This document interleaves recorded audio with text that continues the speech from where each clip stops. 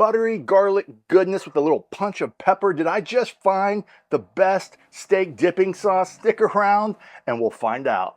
Hey team, I'm Scott from Bartlow's Barbecue, and thank you for watching the channel. If you find value in today's video, be sure to like and subscribe.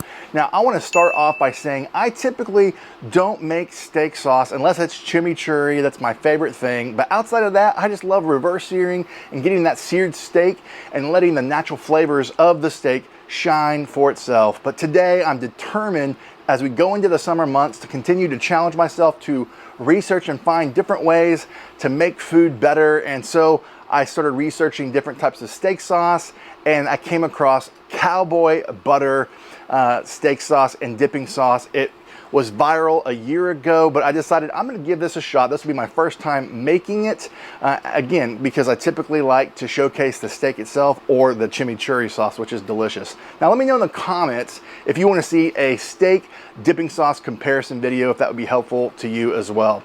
But today we're gonna be reverse searing a large ribeye steak from my friends at Bachman Farms. It's in Oklahoma, and we're gonna be seasoning it with some Dust Bowl. This is also some Wagyu beef tallow, and then we are going to just season this with my Dust Bowl. And this is a garlic butter, and I thought this would be a great pairing with a, you know, Cowboy butter dipping sauce. And we're gonna begin to put this on the Kamado Joe Konnected Joe, my friends, and then we're setting the grill to 275 degrees on the Konnected Joe reverse searing, and then we're gonna let this cook until we get to searing temperatures around 500 degrees. But once I get to 118 internal temperature, I'll pull this off, let it rest so we can sear it, and then I'll bring you back when it's time to make the Cowboy butter sauce.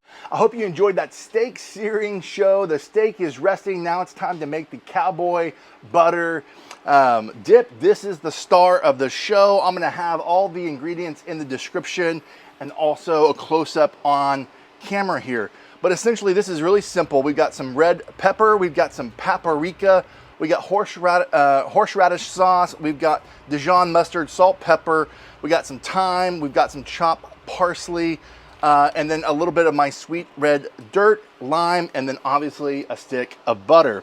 And so it's pretty simple. All we got to do is start with a little stick of butter, and we're going to let that, we want the temperature on this stovetop here to be low. We don't want to burn the butter, but we want it to melt. And then we are going to begin to put all of the seasoning here together. As it's all melting, get you a close-up so you can see this. Might need to use a spoon to get some of this out, especially some of the horseradish sauce, also some of the Dijon mustard. But this is going to come together really nicely.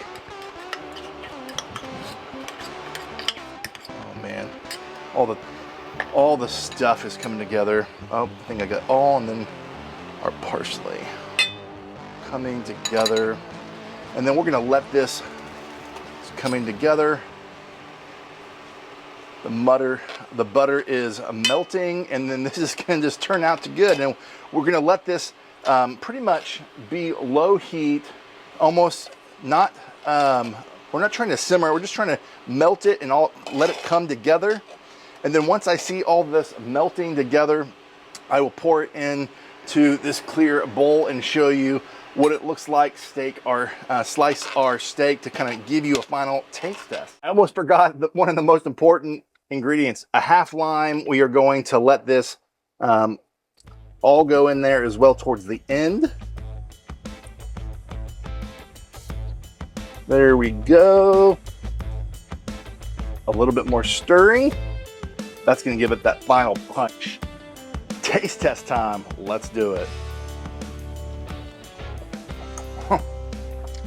God, that's stupid good.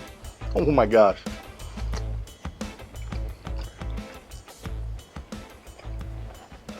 Yes!